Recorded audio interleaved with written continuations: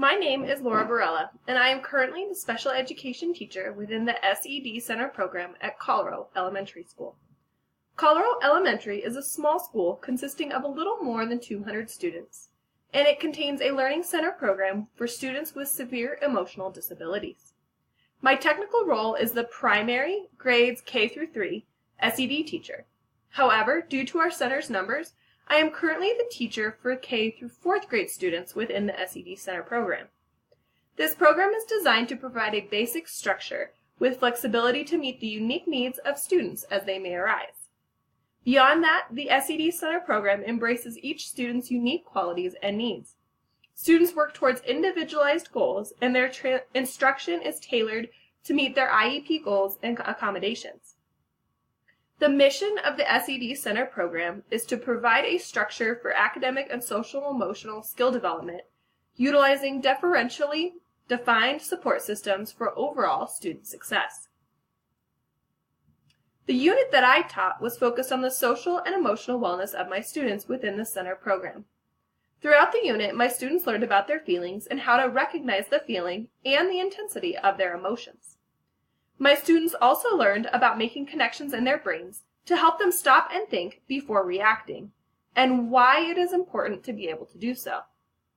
Students were introduced to the wizard and lizard parts of their brain and how they are connected to our feelings and choices we make on a daily basis. Students are immersed into the 4 zones of regulation and were challenged to be able to correctly identify what zones specifically correlate with what emotions. Within the unit, students were able to identify people in their lives that make up their constellation of support. Students learned what red flag warnings are and how to recognize them in themselves. Students further learned that all emotions can have varying intensity levels and how that correlates to the ability to use their wizard brain versus their lizard brain. Students are encouraged to try to see their behaviors or actions from others' perspectives and the impact it could have on them. This unit aimed to promote pro-social behavior and greater self-awareness of one's emotions and the impact on the others around them. I believe that my greatest success in teaching this unit was twofold. At first, I grew as a teacher and my students grew as learners. The confidence that I gained as each lesson passed was immeasurable. My confidence grew not because my lessons went smoothly and perfectly according to plan, but because I embraced the very fact that my lessons would not go as planned. I believe that my students also grew in their abilities to recognize their feelings and emotions and which part of their brain they were using. They also grew in their abilities to interact with peers and play a vital role in the conversation within their learning. A student's ability to participate in class in an appropriate and meaningful manner is a tool that they will carry with them throughout all of their academic journey and beyond. All students showed some growth from the pre-unit assessment to the post-unit assessment. Students also showed self-perceived growth based on their self-assessment of learning.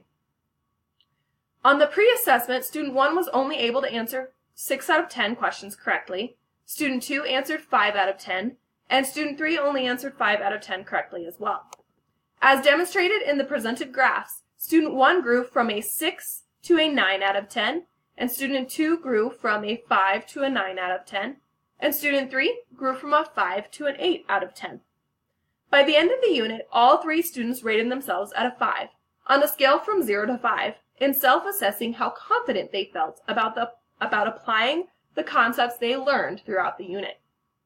Based on pre to post assessment data, as well as the data taken from all of the lesson assessments, I can confidently say that student 1 has a firm understanding of the concepts that were taught throughout the unit.